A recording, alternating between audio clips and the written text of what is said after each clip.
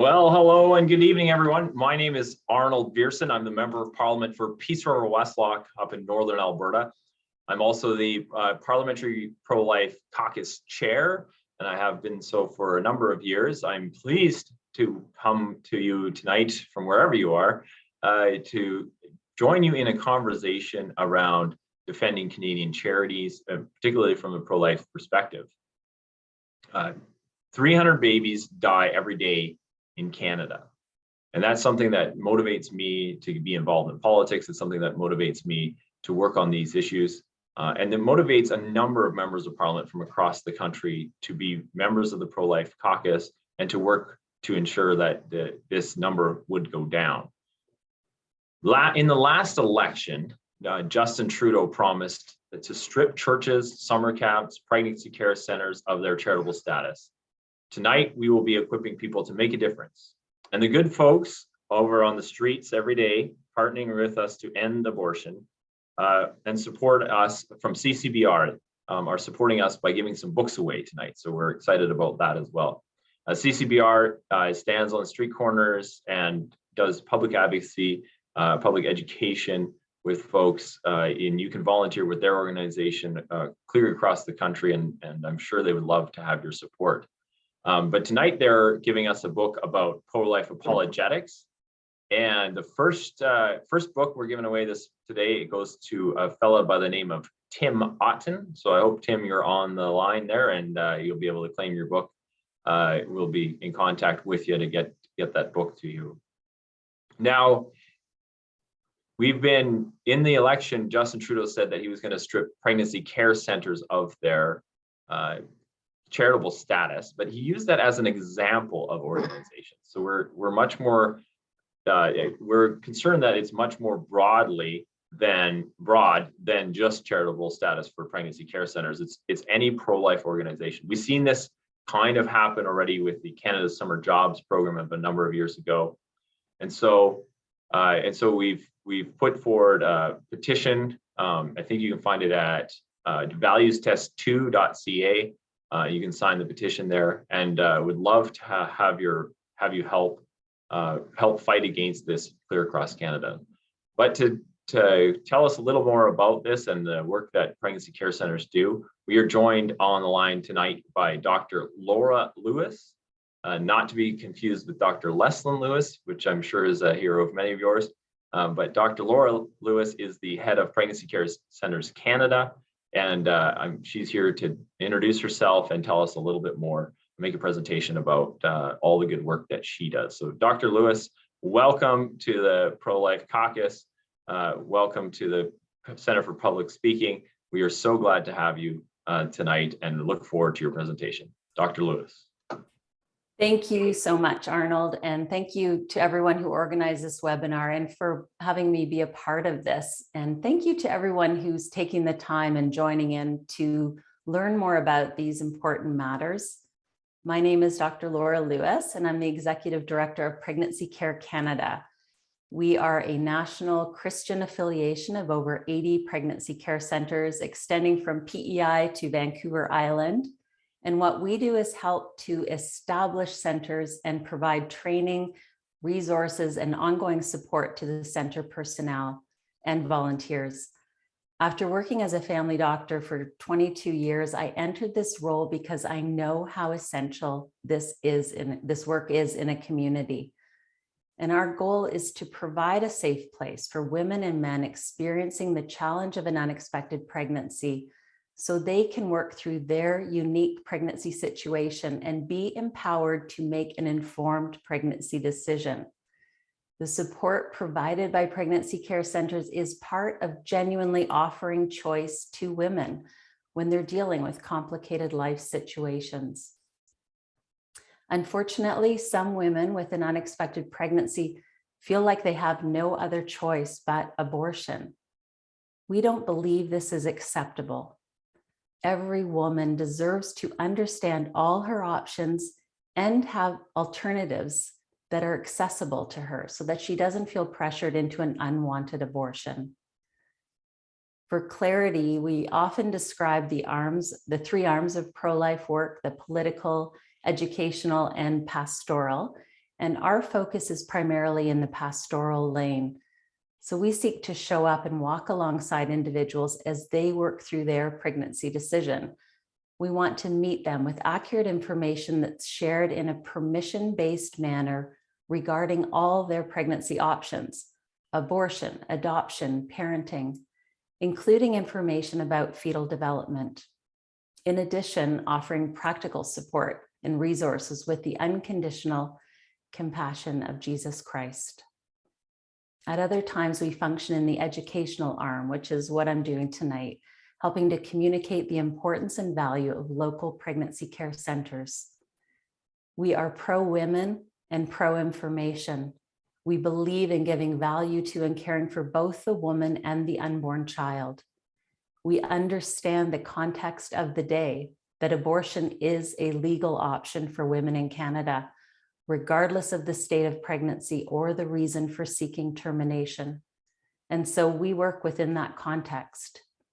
We acknowledge that God has given each one of us free will to make decisions, both good and bad, with outcomes and consequences we may not always understand or anticipate. And that applies to unexpected pregnancies as well. We are broken people living in a broken land, and the clients that cross the threshold of a pregnancy care center enter with their own unique views and pressures and their own free will. And so we have grace for clients and one another. And we remember that we do not have control over another person's free will or choice. And whether we agree with abortion or not, it is a legal choice in Canada today. Our purpose is not in fighting laws or the lack of laws, but we understand that others may be called to function in this area. And so my hope in meeting with you tonight is to share about the ethos of pregnancy care center work in our nation, as far as I understand it. And I do not claim to speak for everyone, but I can talk about the shared values and goals of the 82 affiliated centers in our network. There's a document of frequently asked questions and some statistics that will be made available to you, and I hope it helps add language and clarification to some of your conversations. As an example, over the past 23 years, 158,000 women and men have accessed help at an affiliated pregnancy center. And there have been 183,000 client visits for material supplies such as diapers, formula, and clothing. The support is offered free of charge, available to all, and voluntarily requested. And before receiving any services, all clients are made aware that the center does not provide or assist in arranging abortions. I'd like to share a story that I just heard last week. An executive director of a pregnancy center told me about a woman who called their center wanting to talk. This woman was almost 20 weeks pregnant and had an abortion scheduled for the following week. The caller said she had reached out to multiple abortion clinics because she wanted to talk to someone about the impact an abortion could have on her at this stage of pregnancy, but nobody was available. And so here she was at almost 20 weeks pregnant with an abortion scheduled for the following week, and she was reaching out to a pregnancy care center. Her story is complicated, and for privacy, I won't share all of the details, but her boyfriend was not the father of the baby, and he was pressuring her to have an abortion. At the end of the phone line, the center staff let her share her story and offered some thoughts for consideration. And although calling from another city, this woman still received support and someone to talk to about her situation and concerns. And as they spoke, the woman said, "I don't feel I have any other choice but to have an abortion." She was only able to see the overwhelming circumstances before her that were messy and tough. This woman believed a surgical abortion would be straightforward, taken care of while she was asleep, and then once it was over, she could move on with her life. When we look at empowered decision-making and having a choice between alternatives, this woman's words and actions do not reflect empowered choosing. It is not an empowered woman who says, I feel like I have no other choice but to have an abortion.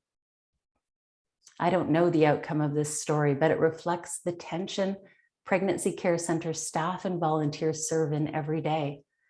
These challenging spaces are often riddled with pain and conflict.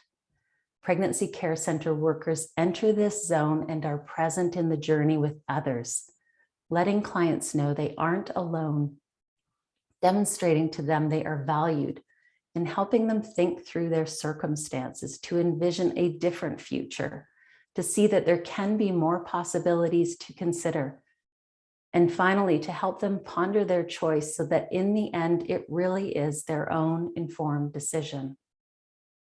When we consider the fabric of a caring society with the appropriate safety nets, local pregnancy care centers are valid and needed. They fill a gap. They are often intertwined with other community supports, churches, and local government resources, and they exist to serve and support vulnerable people navigating difficult times. Thank you.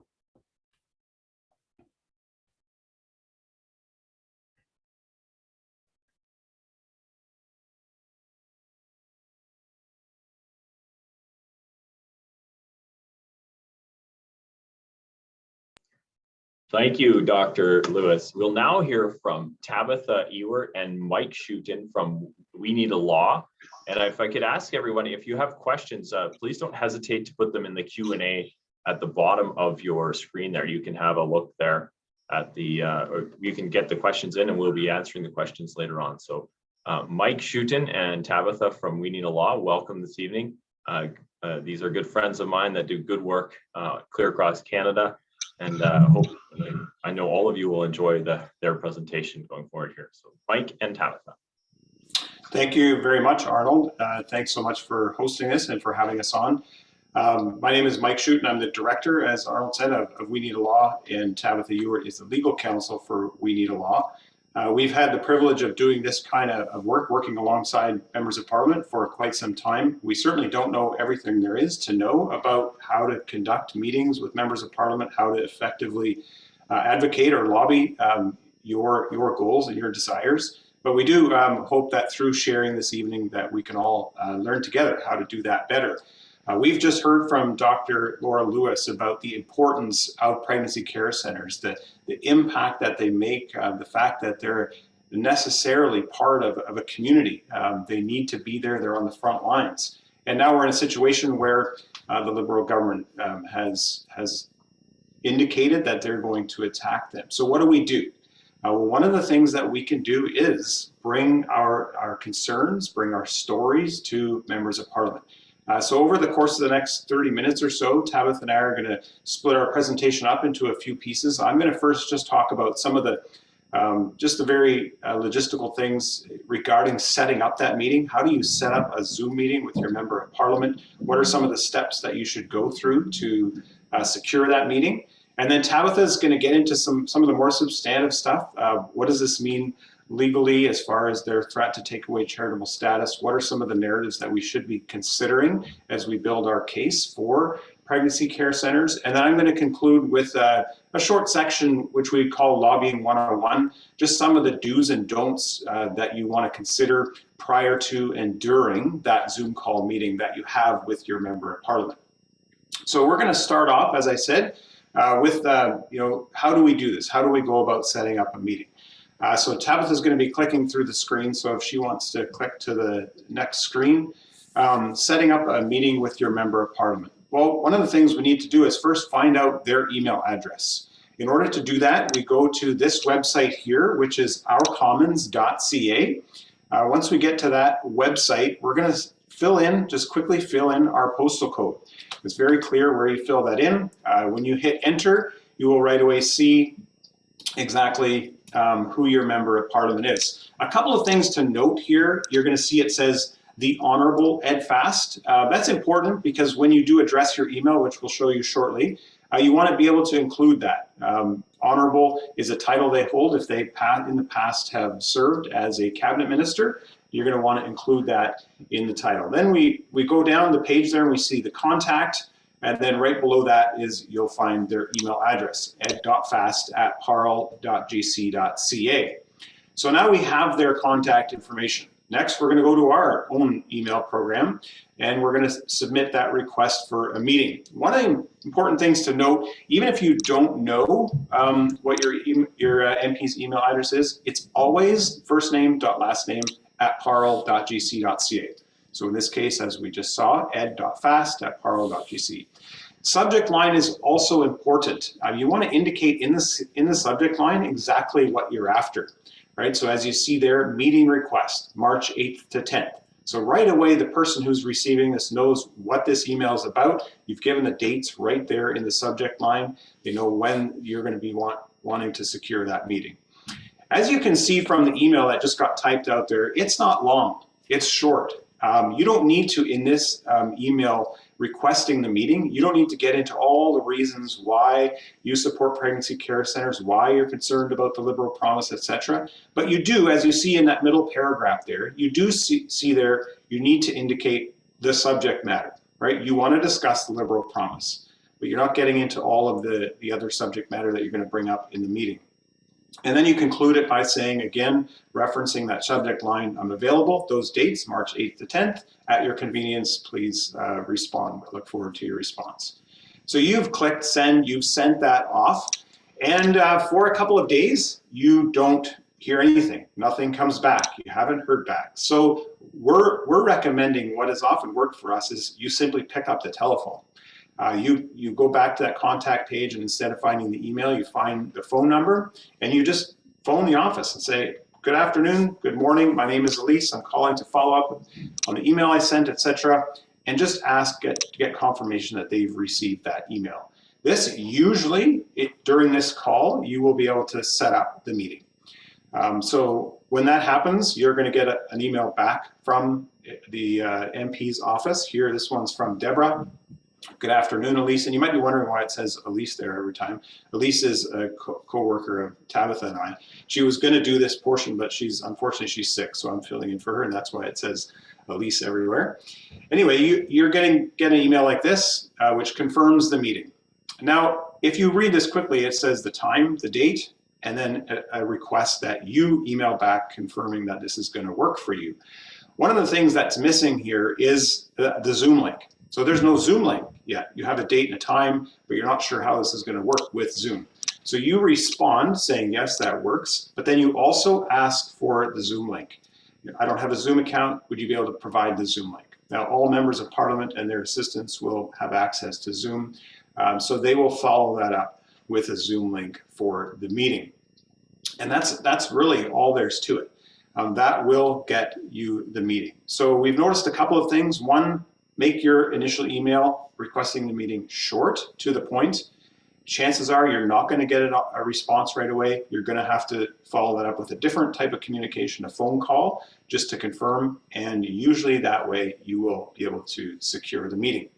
One other thing we want to cover off quickly, I think, before this short part of the presentation is over, if you could advance it, Tabitha.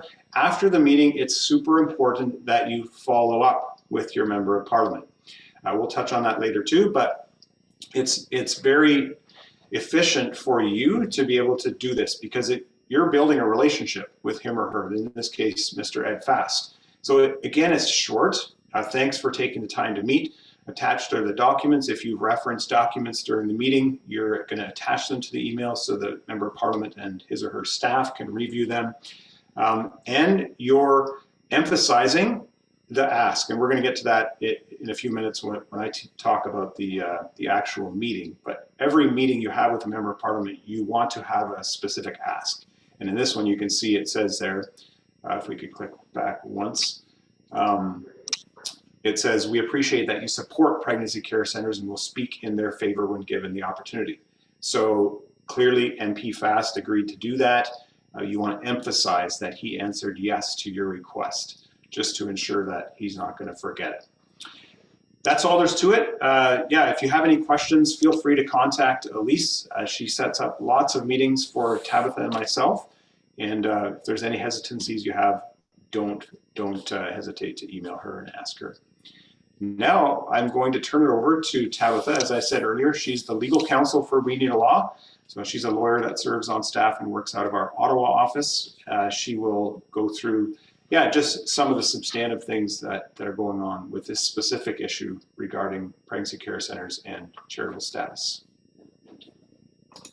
Yes, thank you. And it's good to be with you all tonight.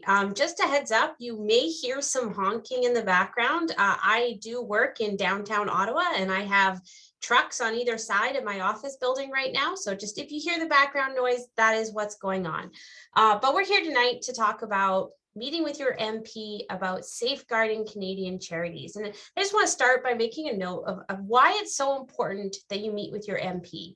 The reality is a lot of MPs, they're not going to really be familiar with what pregnancy care centers do, why it's important that they have charitable status. And you as a constituent, especially living in their riding, you can be a very important voice to them in explaining to them what the issue is and making sure that they understand that there are people in their riding who care about this issue, that they should speak out in favor of it. So that's really what we're here to do. As Mike just went over on how to set up a meeting with your MP, I'm going to go over some of the substantive content behind this. And we're going to talk about some of the legal reality about charity law. And I just want to encourage you, don't get bogged down in the details. I want to provide you some details. But the reality is you can meet with your MP if you can understand one simple thing. And that's that pregnancy care centers do good work in Canada. It's something that Dr. Laura Lewis already went over. We're going to go over it in a bit more detail and how to communicate it. But the reality is you can have confidence. You know that pregnancy care centers do good work in Canada.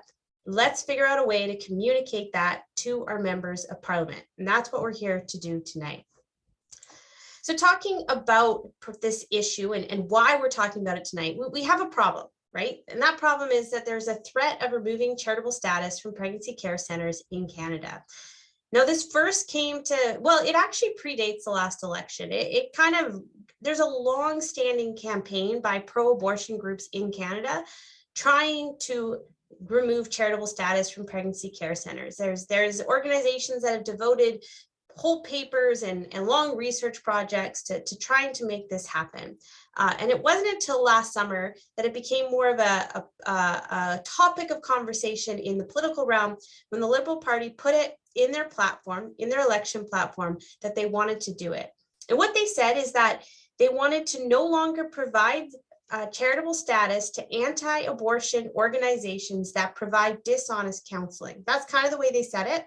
And they said it in brackets that this includes what they called crisis pregnancy centers, what we call pregnancy care centers. I kind of just mentioned that because if they're just going after dishonest organizations, we don't really have an issue with that. The reality is, though, they like to conflate those things. They like to conflate what pregnancy care centers actually do with some sort of dishonest smear campaign that they've gone along. So again, that's why it's going to be so important that you understand and that you're able to articulate that pregnancy care centers do good work here in Canada. So we've seen this now in the mandate letters to two of the ministers. And so we have a problem, and we need to understand that this problem is about a lot more than charitable tax receipts, but we'll get to that in just a second. First, let's talk about how are the Liberals going to even do this? And the short answer is, I don't know. I don't know what this will look like, what the bill will look like. And the reality is because charity law has a long history in Canada, dates all the way back to the UK in our common law tradition. And it's not like it's not like the Income Tax Act has a list of charities that are allowed charitable status that, the Liberal Party could just introduce an amendment to remove pregnancy care centers. That's not the way it works. Instead, the way it works is the Income Tax Act says that there are certain charitable purposes, and an organization can apply to be found to be under one of those charitable purposes. And those include relief of poverty, religion, education, and a benefit for a community. So pregnancy care center, when it comes into existence, it's going to go to the CRA and say, we exist to relieve poverty. That's the vast majority of pregnancy care centers. That is what they are under. And the CRA says, okay, you relieve poverty, therefore you can have charitable status. So the reality is if the Liberals want to just go after pregnancy care centers, Well, they can't get rid of all the charities that relieve poverty. So how are they going to do this in a way that respects the fact that the CRA has already found that they relieve poverty with this promise to remove charitable status? Well, Arnold brought up earlier the whole idea of the Canada Summer Jobs attestation. And this is one of the reasons why we're very concerned about this, is because when the Liberals wanted to limit who got the Canada Summer Jobs grant, they made every organization that applied for that grant attest that they respected abortion. Now, the problem with that is that didn't just limit certain pro-life organizations, that limited any organization that was pro-life. That included soup kitchens, that included churches, that included some businesses who said, no, I don't support abortion. And that's not a big deal when it's just a Canada Summer Jobs grant, when you're just not able to, hire an extra summer student. This is a really big deal when you're talking about charitable status. And this is why I said it's more than just about tax receipts, because a charity can't go from being a charity to being a nonprofit. It's not the way it works. If a charity loses their status for whatever reason, they have to dissolve. They have to get rid of all their assets, and they can't just give their assets to anyone. They have to give those assets to another registered charity that can also only use those assets for charitable purposes. That means you have a pregnancy care center that owns a building. If they lose their charitable status, they lose that building, and they're not able to use that building to continue to relieve poverty the way that they were doing it before. This is a very serious problem. And that's why it's really important that we be speaking up for these pregnancy care centers and for any other charities that might get caught in an overbroad attestation type situation. So that's the problem. So what's the solution? Well, the solution, just like I said at the beginning, is to highlight the good work that pregnancy care centers do. And that's what we want to do here, is to equip you to do that to members of Parliament, to be able to describe to them why this matters, why we shouldn't be removing charitable status from pregnancy care centers. Now, you could do that by explaining some of the intricacies of charity law and explaining that, charities don't, or the pregnancy care centers don't lie. But what we really want to emphasize is just having a positive, solid message that is based on facts about what pregnancy care centers actually do. And you've got a couple different resources. The one is the organization that Dr. Laura Lewis is with. They have provided a fantastic frequently asked questions document. It's on their website if you go to Pregnancy Care Canada, and it just lists all the good things that pregnancy care centers do. It's a great resource. You can have a lot of confidence that it's factual. It explains the fact that they are upfront about the fact that they don't refer for abortion, and just talks about all the Canadians that have been helped through these charities. So that's a great resource to take into a meeting, to have that positive message of pregnancy care centers doing good here in Canada. The other thing that's really important for you to use is just personal stories. Maybe you've volunteered at a pregnancy care center. Maybe you've been helped by a pregnancy care center. Maybe you know someone who has. Maybe you've attended a pregnancy care center fundraiser. Draw from those real stories that you are able to share with your member of Parliament about the good work that these centers do. It can be really impactful, not just to hear stats of how many women have helped, but for you to say, my friend Sally, she was pregnant, and the pregnancy care center is what walked her along through her journey, was able to provide her diapers and support as she became mother. That can be a very powerful thing to hear when it's a real person that you know. So really think about the personal stories that you are going to be able to take into a meeting. The last thing I kind of want to note on, and this is somewhat going into what Mike will go over more on some of the more practical tips, but I wanted to go over it here because you might get stumped during a meeting with an MP, especially if it's with a Liberal MP. The reality is because we don't know how they're going to do this, we don't even really know how they're going to defend what they're going to do. So we can't prepare you for every scenario that a Liberal MP might throw you into, but that's okay. You're a constituent, you're a Canadian, you don't need to know everything. So the reality is you get stumped during a meeting, just say that you don't know the answer to a question or that you haven't thought about a certain scenario. Say that maybe you'll get back to them. And then get in touch with us. I put my email address there. It's tabitha@weneedalaw.ca. I'd love to hear what sort of questions you're being asked, what sort of scenarios you're being thrown into, and then we can work together to find a solution and how to answer that. But at the end of the day, no matter how stumped you get, no matter what path you end up going down in your conversation, you want to always take it back to that main point. Pregnancy care centers do good work in Canada. We know this is true. We have a lot of confidence that this is true. And that's the point that we can express no matter what objections get thrown at us. So that's the point you always want to bring it back to. So that's the substantive portion. I think as you kind of know, all through the night, you're able to drop questions in the question answers, and we'll deal with those soon. I'd be happy to talk further about any of those. But at this point, I think we're going to go into some of the practical do's and don'ts of lobbying. So Mike will come back and do that for us. All right, thanks so much, Tabitha. Just quickly, not to recap Tabitha's entire presentation, but two things to really note. One is that while this is a Liberal promise and it's been included in some of the mandate letters, we don't know exactly how they're going to do this. So we're at a point right now where we still have some runway in order to, and this gets into my second key point coming out of Tabitha's, is to promote the good, the positive that pregnancy care centers contribute to communities and cities across the country.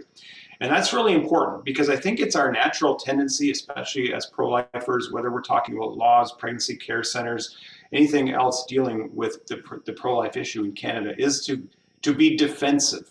And I think we have to learn to be offensive, right? So take this current topic, pregnancy care centers are under attack.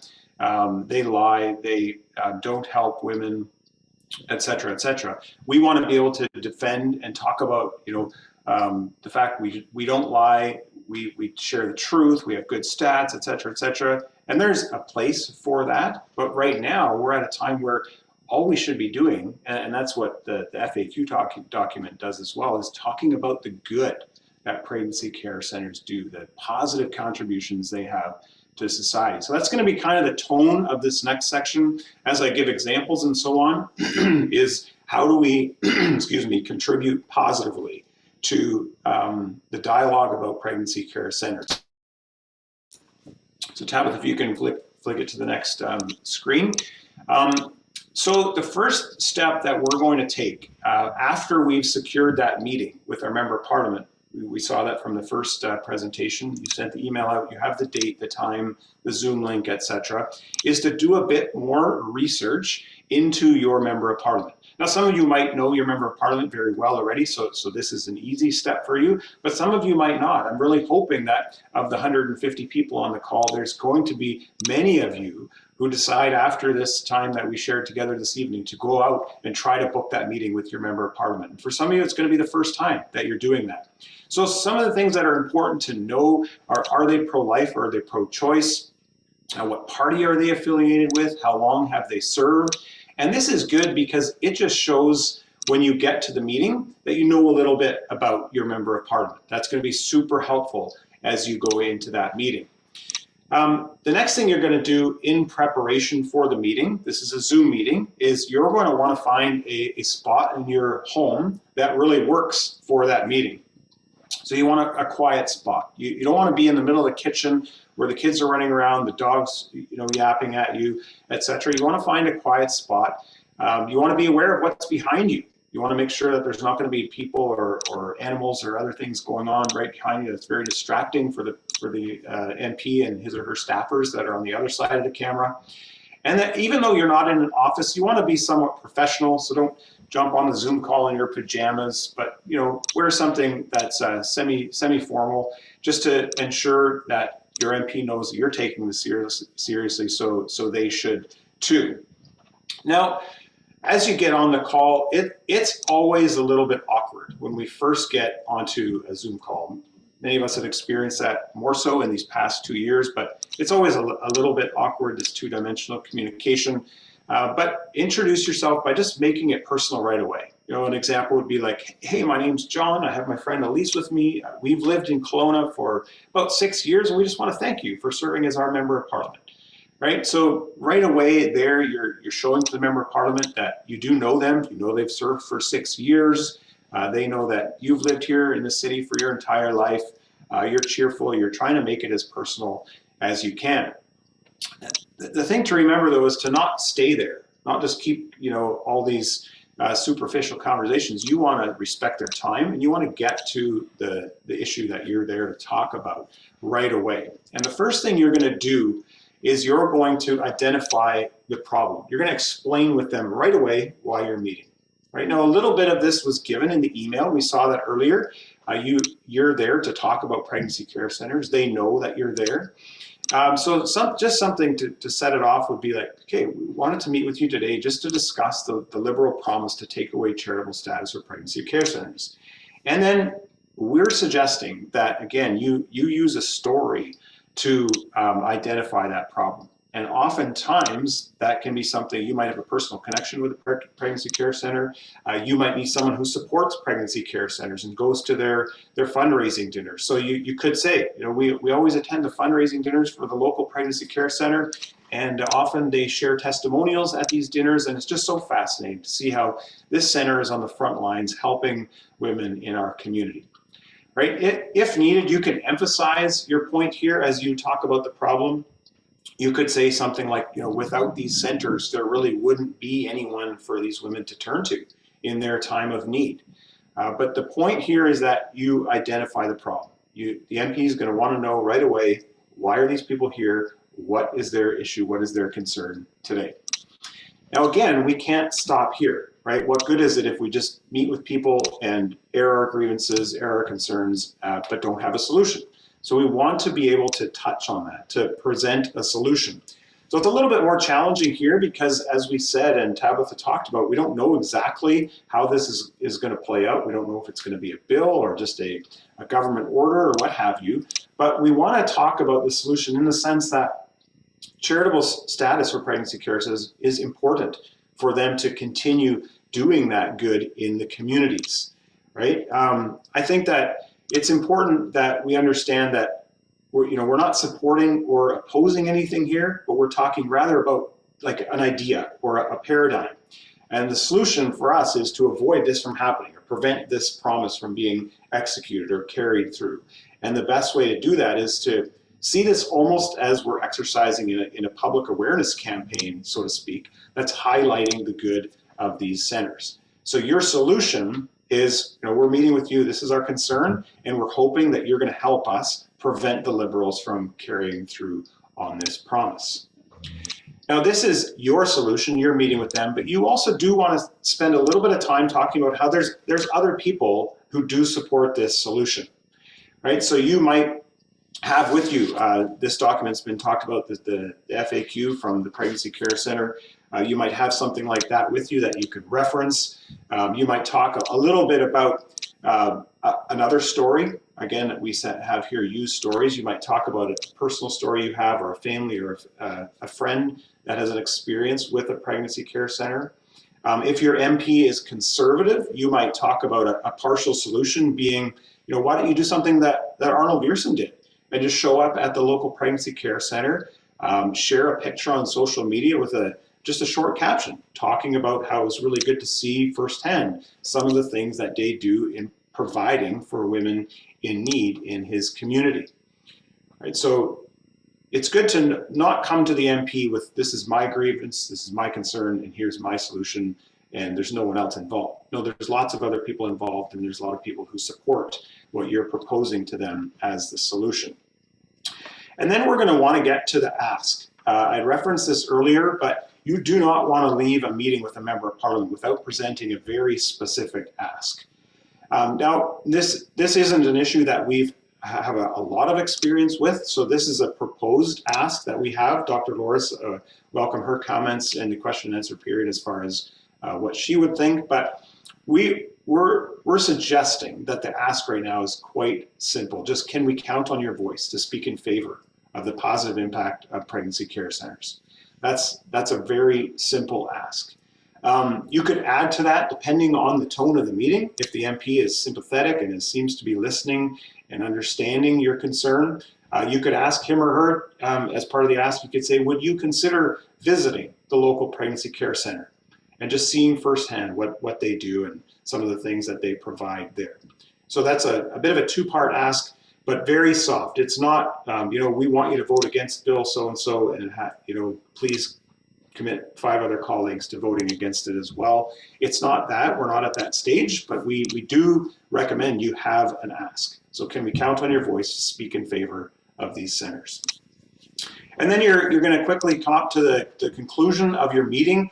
Oftentimes these meetings are between 15 and maximum 30 minutes usually, especially when they're via Zoom this way.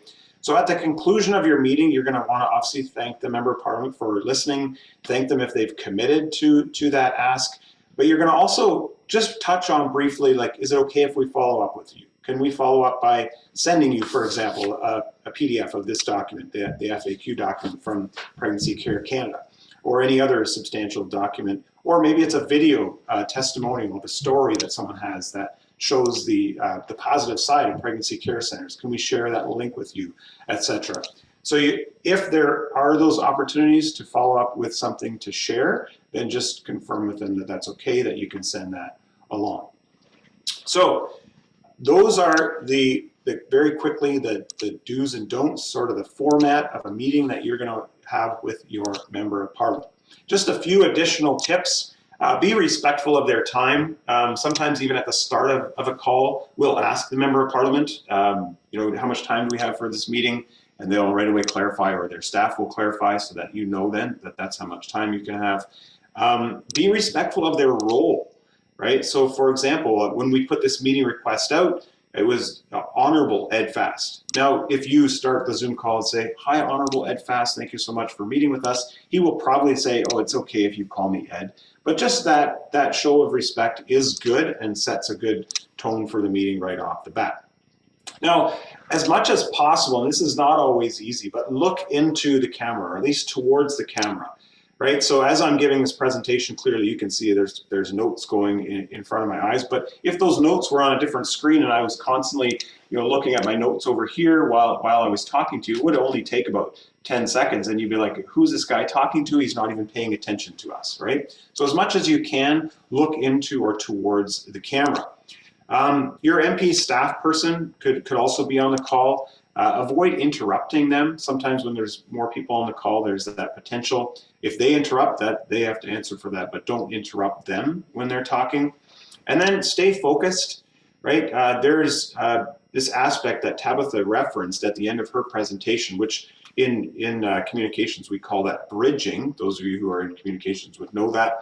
But if the member of parliament all of a sudden takes the conversation a totally different way, and you only have 20 minutes, don't allow the conversation to go that way. Even though you might have heartfelt thoughts and ideas and things to say about that, bridge it back to the main point that you wanted to bring. You wanted to meet with them because you're concerned about the charitable status, and you want to talk about the positive, the good that they contribute to women, families, and communities in your area.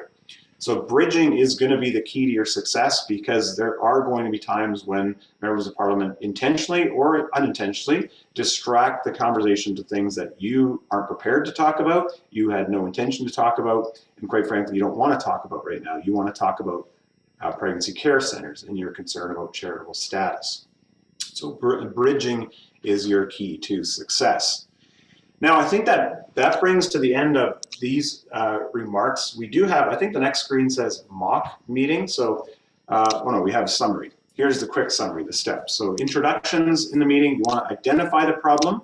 You want to present a solution. Never just go to a meeting lambasting your MP for something he or she did or didn't do. You got to have a constructive solution. If you can, bring in other examples of people or organizations or individuals who support the solution. You definitely want to leave with an ask, and then quickly conclude, wrap up the meeting before your time is finished. So that's a quick recap. And then, as I just gave away, we're going to do a mock meeting. Sometimes when we do these calls with 5 to 10 people, we involve everybody and everybody gets a turn, but seeing there's still 144 people on, we're not going to do that this evening. But Tabitha and I are going to invite her to turn her camera back on, and her audio.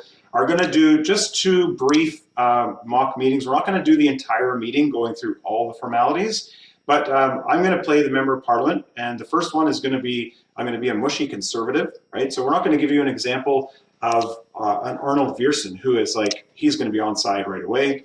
Lots of his colleagues in his caucus might not be as inclined as he is to go and take a selfie at the pregnancy care center. So we're going to do a meeting with that as I'm going to play that. And then the second one is going to be a liberal. So that one's going to be a little bit more hostile, and just give you an example of how an exchange can go during the course of that meeting via Zoom. So we're going to do our best to do that.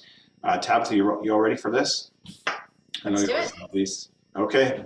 So we've got through the formalities. Why don't we just start with your concern, the concern you have.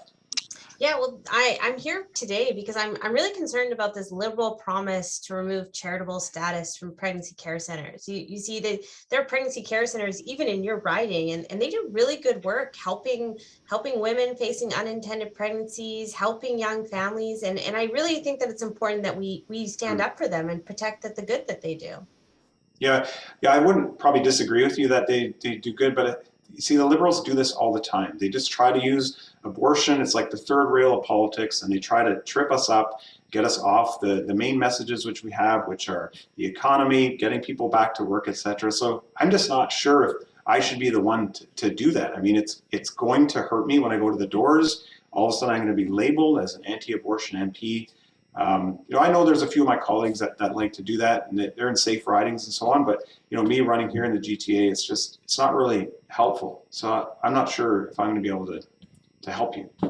Yeah, I can appreciate that it can be very difficult to stand up on these issues, but I wonder if I can maybe just share a personal story that I have a sister-in-law, and she volunteered at a pregnancy care center in your riding here, and she had a woman who came to her, and this woman found out she was pregnant and just immediately thought she couldn't do it. There was no choice but abortion. That's what she was going to do.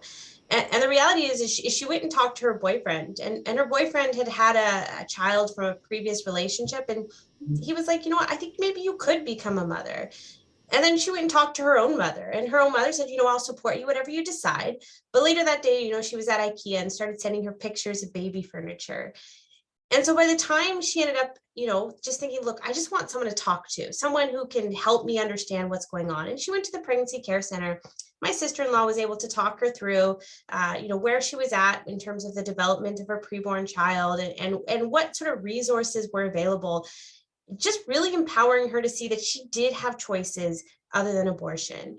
And so, yes, it can be difficult to speak on this issue, but the cost of not speaking on this issue is that mother and is that child, and the fact that they wouldn't get the support they need from charities that do a lot of good here in Canada. And that's really why I'm coming here, asking you to, maybe be brave, maybe speak with, outside of your comfort zone, but speak up for those women and those children here in Canada by standing up for these pregnancy care centers. Well, thank you for sharing. Definitely we'll consider what you've said. And I think it's important, the things that you mentioned, and thank you for sharing. I'll definitely consider. Okay, so that's the mushy conservative. They don't all go like that, of course, but a couple of things just quickly to note. So one is, all right, Tabitha met somebody who was definitely open to the conversation, but clearly indicated, look, this isn't for me. There was opportunity there for Tabitha to go off her main message, start talking about Conservative Party and abortion politics and different things like that, but she didn't. She came back with a story. And that's really hard for a member of parliament, especially somebody who's a little bit indifferent to this, not hostile towards it, but indifferent. It's hard for a member of parliament to just ignore that and stick with their original position of, look, I'm not doing this, it's for other people. So it's important to use the use of story. Okay, the second one, Liberal MP, potentially more hostile interview. Go ahead, Tabitha. Join it, just start at the same point again. Yeah, I'm here to talk to you about some charities in your riding, specifically pregnancy care centers. I'm very concerned about this promise in your party's platform to remove their charitable status. And I think maybe you just need to understand that they do a lot of good work in helping women facing unintended pregnancies and young parents. Yeah, I'm fascinated actually that you got a meeting with me. I'm very much pro-abortion, and I think that these these centers that you call them, these crisis pregnancy centers, they are just a front for anti-choice activists. And there's no way they should be getting charitable status. They lie, they don't tell women the truth, they lead women into directions that they don't want to go. They don't even talk about abortion as an option. So, this is a good policy that we have as a party. We need to ensure that women have safe access to abortion and aren't interrupted by these centers that just spew lies. Well, I'm going to speak personally of the center that's in your riding. I have a sister-in-law who volunteers there quite regularly, and it's affiliated with an organization called Pregnancy Care Canada that actually has the policy that they are very upfront that they don't refer for abortion. So they're not being dishonest with women. Women voluntarily go there, and they go there for the help and support that is offered there. My sister-in-law, like I said, she volunteers there, and she's actually even had women who had nowhere else to go stay in the basement suite of her home. And that was because the Pregnancy Care Center as a charity was able to connect that single mother with someone in the community who was able to help her and provide housing for her. And so if we're going to be pro-women, which I know you are pro-women, and I want to be pro-women too, and being pro-woman means making sure that they have the support from charities in your riding, and removing the charitable status does nothing to help women at all in your riding. Okay, well, thanks for sharing that. I'm not sure that I agree, but I definitely will think about your story and some of the things that you've said. Okay, so again, they're the same takeaway, right? Tabitha stayed on message, used the story, didn't get rattled by the bit of, it was a bit stronger pushback. It could be even stronger sometimes in a meeting, and that's a good thing. That's what we want to do. We want to be able to bridge back, don't get distracted, stay focused on message and get that message across. Even if at the end of the day, the Liberal MP doesn't commit, you don't change their mind, it was put in front of them. They heard the story, and that in itself is an effective meeting. Okay, is that? Yeah, I think we have a lot of questions now that we'd like to get to. Yeah, this is the part of the meeting that folks have come for sure. It's been pretty exciting. We had over 449 people register for this meeting, and so we'll be able to get this out to a whole host of people. We've got another book winner, Joel Gretton. Mr. Joel Gretton, you have won another book from CCBR on how to do pro-life apologetics. And we've got a number of questions to go through. So I'll kind of coordinate the questions, and I may jump in here and there, and if it's from an MP perspective, perhaps give that. So the first question that we've got is, how do you encourage people to do pro-life work who are discouraged? Go ahead, Tabitha. You can take this. We're in a battle that's, it's been 50 years since abortion has been legal here in Canada, and over 30 since we've had no abortion law whatsoever. We know that there's about 100,000 preborn children every year that lose their life to abortion. We also know that there are people every single day who are choosing life for their babies. We know that through the hard work that pregnancy care centers are doing. You know that if you talk to people who do, like as CCBR has already been mentioned, where they talk to people every day whose hearts and minds are being changed on this topic. This is not a battle that we are going to win overnight, but this is a fight that we've been fighting for a long time, and that we are making inroads in, both in terms of hearts and minds, as well as in terms of legislative changes. We are laying groundwork for laws to be passed here in this country. So what I always go to is don't look for big silver bullet moments that are going to change the culture overnight. Look instead for the small acts of faithfulness. And there's lots of them out there. There's so many good, positive stories in the pro-life movement. Get connected with local organizations, and you'll see more and more of them every day, and you'll see the optimism that is out there. Mike, you got anything you want to add to that? No, I was waiting for the small acts of faithfulness, and then I'm like, this is good. Yeah, I would guess, like, just from the parliamentary side, We've had Kathy Wagenthal introduced a bill in the last Parliament. It was the first time in I think 30 years that abortion was directly voted on in the House of Commons. So that's been exciting. We've seen the number of pro-life since I've got elected in 2015. We've seen the number of pro-life MPs grow by each election. The Pro-Life Caucus has been working hard on establishing baby boxes or baby safe havens across the country. So that's been one really. We already have. We've seen one installed in Strathmore, Alberta. So if you want to bring like the baby drop box idea to your community, please reach out. The PPLC has been educating other MPs on euthanasia and abortion here in Ottawa. So we've been coordinating some of that education. So there's been some fun things that are some wins, I guess, in that respect.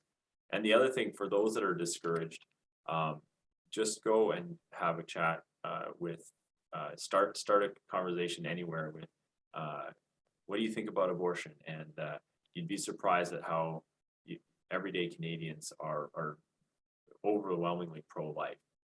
You just need to have the conversation with them. So that's really cool stuff. The next question we've got from folks is, what can pregnancy care centers do now while they are waiting for any kind of action from the government, because we haven't seen anything coming forward? My guess is that the government will put forward an airtight process, so its revocation is inevitable. I have a thought there, what they could do. And again, this is coming from an organization where a lot of our work is done on the Hill with MPs or with MLAs, where I can respect that pregnancy care centers haven't been involved in the political side of the pro-life movement very often. But if you have opportunity to just invite your member of parliament to your center, can be any day of the week, whenever it works, just say, hey, pregnancy care centers seem to be in the news a little bit. You've never visited ours. Please just come on down and visit. We can talk, see what we do. And I think that's going to have, that kind of thing is going to have an impact in the lead up to whenever this is dealt with in whatever way, shape, or form. That will leave a lasting impression with him or her. Tabitha, you got anything? That's definitely in terms of having a voice in the political process. That's what Mike is covering off. In terms of practical planning, I might suggest talking to a lawyer about, what the consequences of and how to best protect yourself. Get some advice on that. And but in terms of political action, yeah, definitely making sure you're reaching out to your MP. Yeah. So the next question is quite related. As a pregnancy care center, should we reach out to MPs? Is that not a good thing, seeing as we are a charity? So I think I saw a couple questions in there that talked sort of about the political action aspect of being a charity, and those rules did change recently. So charities are able to be much more politically active than they were used to. There still are rules, so definitely look them up, and don't just get involved in all the politics. But there's a lot more leeway for charities to be involved in political action. So again, get advice and look at the rules and see what you can do to be active on this. Yeah, and just to throw an idea out there, like something that I'm pretty sure falls under the rules even prior, like if a pregnancy care center, they have contact lists. If they sent to their contact list an encouragement for people to do what we've been doing here, either meet with your member of parliament or send a postcard to your member of parliament just talking about the positive and good that the center contributes to the community, that would be totally okay. Those kind of things are not offside when it comes to this type of work. Yeah, I'll use that to springboard to do a little promotion for We Need a Law initiative. So March 8th is International Women's Day. And so we are trying to get people to write to their MPs about this issue on International Women's Day. If you go to our website, weneedalaw.ca, you can get a postcard that will help you talk about this issue with your MP, and it'd be a great way to bring it to their attention. So check out weneedalaw.ca. And I would just say, like, as a member of parliament, I get basically introduction letters, emails from charities of all sorts, from organizations of all sorts, basically saying, hey, we're an organization that's in your riding. We'd like you to know about us. There is nothing preventing a charitable organization from doing that. Just an introduction. This is who we are. This is what we do. I'm thinking the most recent one that I've had is a charity that works with disabled people in Whitecourt. Right? They invited me to come to their facility. They had a fundraising dinner that they wanted me to be at. That kind of stuff. That happens all the time. So. The next question, they use pregnancy care centers as an example. I'm wondering if charitable organizations that support pro-life agenda are at risk, example, churches, or is this reading too much into the platform? It's a great question. I wish I knew the answer. In some ways, we're waiting for what the bill actually looks like and what the impact will have. As we kind of mentioned, there's a history of them going broad with the Canada Summer Jobs Attestation. I think I don't know what they will do. I suspect that they won't intend. I don't know what they will do. I'll just end it there. I could speculate, but I'm not sure how helpful that is. Yeah, I would just say that they used it as an example, and we've seen with the Canada Summer Jobs Program where they went after all kinds of organizations that essentially, if you couldn't say that you were opposed to abortion, then you weren't going to get the Canada Summer Jobs funding. And I don't know what the mechanism is that they're going to use, but I'm imagining that it's going to be broad enough. The other thing that around that is we called the action that they took on the Canada Summer Jobs a values test that they placed on getting the funding. And we actually have a website set up now that you can sign a petition at called valuestest2.ca. So I could throw that in the chat for folks, and you can check that website out as well.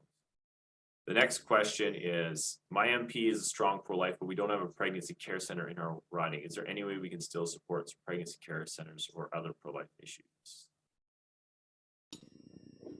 Yeah, I think it's still definitely worth meeting. I mean, this is going to come before all members of Parliament. They're all going to have to speak into this or have the opportunity to speak into it. So the meeting can be good. You might have to do a little bit more work. Remember that point in the presentation where I talked about knowing your MP, know where they are, and maybe the neighboring MP has a pregnancy care center, and you can connect them or encourage them to go and visit that one. So that's an opportunity. But I definitely think it's worthwhile to have that conversation and still go through all the same work of talking about the positive and good that they do. And not to mention, we've already talked about how this might be broad enough to capture other charities. So chances are they've got some charities in their writing that you can talk about as well. So definitely still worthwhile.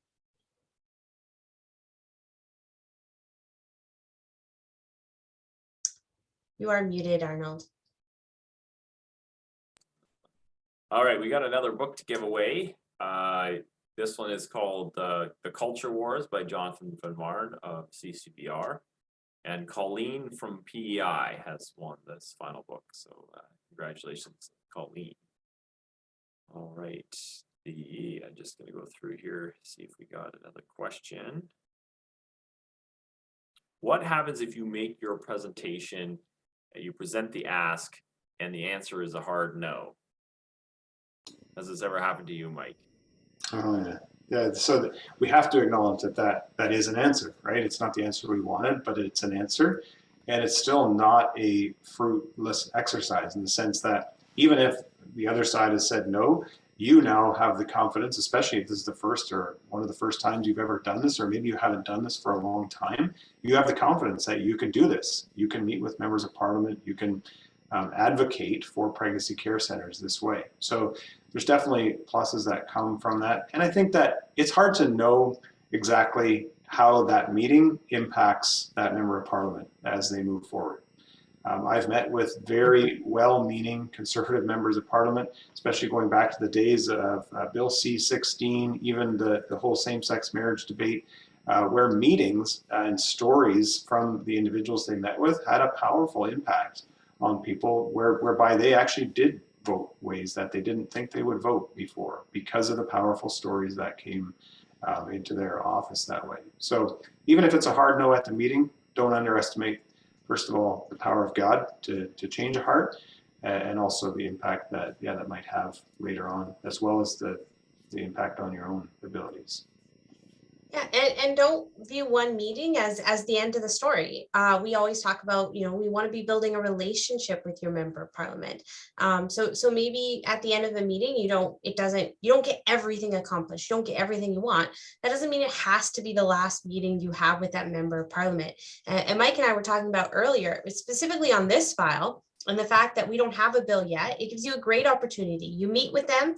Maybe you disagree at the end of it. Maybe then the bill gets introduced. Then you can have another meeting and you can talk about it further and you can build off your first meeting. So don't look at one meeting as the be end all. It's not the end of the story. Keep building that relationship. Keep interacting with your member of parliament, and maybe you can work to finding more more influence in the future as well. Next question is, should one record the Zoom meeting with an MP? Do you want to answer that, Arnold? I would say ask them first, but sure. You could ask them, but most of the time that relationship building thing that Tabitha was just talking about is it works because there's a certain amount of confidence that comes into play. If you ask to record it, I would venture to say that immediately the MP is going to be like, oh, okay, I better really watch what I say here, because even though I said no to recording, they're probably jotting notes down and they want to share them with people, and whatever's happening in this meeting is going to go everywhere. So I would advise against asking to record a meeting. All right. How effective are online petitions? So I would say that when you get an official House of Commons petition, those are the ones that we really promote the most, because those are the ones that can get presented in Parliament. They require a response from the government. So those are the ones that we really support signing. Yeah, I would say that I think we can do more than just petitions. Even if it's those petitions that Tabitha was talking about, most often it's other petitions, right? From something happens and someone right away puts a petition together, and everybody's kind of upset about it, so they hammer the keyboard and put their name down under the petition and think, okay, I did my part. But there's much more we should be able to challenge ourselves to do, and that's what we're talking about this evening, right? To sign a petition is pretty easy. To go through the whole process of setting up a meeting with your member of parliament and carrying through with it and then following up on that meeting, that's entirely different, but it's far more powerful, especially if it's a petition that's not an official House of Commons petition. Yeah, from my perspective, depending on who's hosting the online petition, but particularly the handwritten hard copy petitions for the House of Commons, those are my favorite. For every 25 signatures that I get on a hard copy petition, I get 25 seconds in the House of Commons to advocate on that particular issue. So I am one of the members of Parliament who presents a lot of petitions, and they're an effective way for me to raise an issue over and over and over again, so that folks are aware of the particular issue. How best can we support pro-life MPs?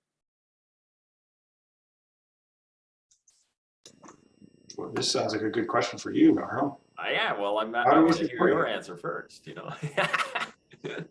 Well, I'm a Christian, so I pray for my member of parliament and for lots of members of parliament. I think we need to support them through prayer. And then I think that we need to find things, and this isn't always that hard, to find things whereby we can encourage them. We find, I think in society, we're living in a day and age where we thrive on adversarialness, if that's even a word, but this aspect of us against them, and it's like, oh, I got a beef with something, so I'm gonna fire off a letter or an email to my member of parliament because I'm mad. Where I think there's lots of opportunities for us to encourage. We Need a Law does this often, where it's just a simple, even at like Christmas time, Mother's Day, things like that. Just find an opportunity to send just a friendly note to your member of parliament, even though they might be that MP who gave you that hard no at the end of your Zoom meeting. still send them an email saying, hey, Merry Christmas, wishing you and your loved ones all the best in the new year. That type of relationship building is good. But then there's deeper things where MPs are doing good work often, and sometimes we have to look a little bit harder, but there's those opportunities to send them a note of encouragement saying, hey, I noticed you said this in the House of Commons. I really want to thank you for that. Probably wasn't easy, but it was well worth it. That goes a long way to encouraging specifically pro-life MPs. Yeah, I would just also then add to that. Remember that they're human too. Remember that, just as you have feelings and you have families and you have friends and you have different poles in your life pulling you in different directions, they do too. And always remember, the other thing I would just say is that you don't know everything that's going on in their life, both in terms of why they're doing what they're doing or what other things they have in their life. So come in with some charity, come in with some, understanding and good faith, sincerity of, you might not like everything they've said or done, but they could have good reasons for why they're doing that as well. And just at least allow for that possibility when interacting with your member of parliament. Yeah, I would echo most of those things. The other thing that you guys didn't mention is you can donate money to their campaigns. That's always really appreciated. So that's just being totally selfish, right? That's a good one. The last question I'll go to here: what happens if having this meeting with your pro-life, with your MP, activates them to post it on Facebook or speak out against pro-life or pregnancy care centers? That's something we should be worried about. So the question is, what if you have a meeting and the result of the meeting is that your member of parliament then reacts in the public against you or against pregnancy care centers? Is that the question? Yeah. So the reality is it's already a part of the platform of the Liberal Party. Like I said, we do expect there to be some legislation on it. I don't view that as a very great risk that it could potentially be damaging to this. And I think, again, as long as you're doing that effective communication of just talking about the good works that pregnancy care centers do, I think you're going to make it more difficult for them to do something like that. So it's a possibility, but I don't view it as a great risk in this. No, and I think, as much as our perspective of politicians comes sometimes from those little clips from Question Period that we see on the news or in our social media feeds, like Tabitha said, they're human, and it would be fairly unbecoming of them to go away from a meeting and then attack the very issue that you brought to their attention. I wouldn't expect that. I would expect them to continue with the same messaging they have from their election platform, but your meeting is not going to initiate that. Well, thank you, Mike and Tabitha and Dr. Lewis, for joining us this evening. I want to thank everybody who joined us on the webinar. I know many of you are committed to your local pregnancy care center and volunteer and donate and help out with those organizations, and so I really want to thank you for doing that as well. These organizations across the country are extremely valuable in promoting life, and so I want to thank all of you for that.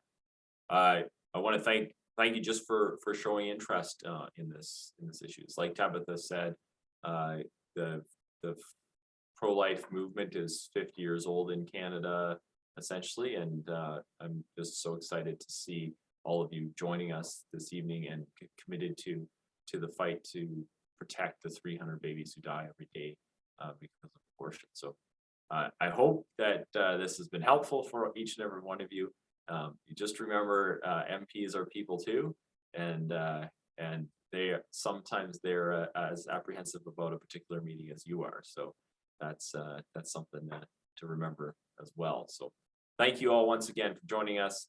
I want to thank the Center for Public Speaking for jointly hosting this, Dr. Lewis for your presentation this evening, Mike and Tabitha for your presentation as well, and the work that all of you do on this important issue. So thank you so much, everyone, and have a great evening.